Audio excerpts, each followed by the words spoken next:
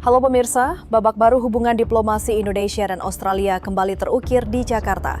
Presiden Prabowo Subianto menyambut kedatangan Perdana Menteri Australia Anthony Albanese dengan agenda besar yang memperkuat posisi kedua negara di kawasan Indo-Pasifik.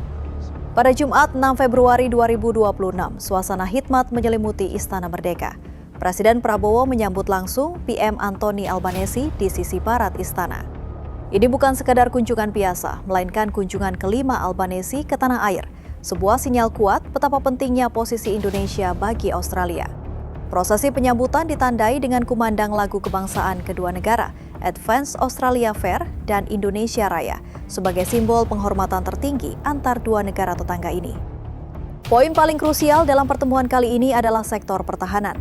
Kedua pemimpin negara secara resmi menandatangani Treaty on Common Security atau Perjanjian Keamanan Bersama. Langkah ini menandai evolusi hubungan Jakarta dan Canberra ke tingkat yang jauh lebih strategis. Kesepakatan ini bukan hanya soal militer, tetapi menegaskan komitmen kedua negara untuk saling menjaga stabilitas keamanan di tengah dinamika geopolitik kawasan yang terus berubah. Beralih ke sektor ekonomi real, Presiden Prabowo dan PM Albanese sepakat memperdalam kerjasama di bidang pertanian demi mengokohkan ketahanan pangan nasional. Lebih jauh lagi, Presiden Prabowo secara khusus mengundang Australia untuk terjun langsung dalam proyek strategis Indonesia, yaitu hilirisasi mineral kritis.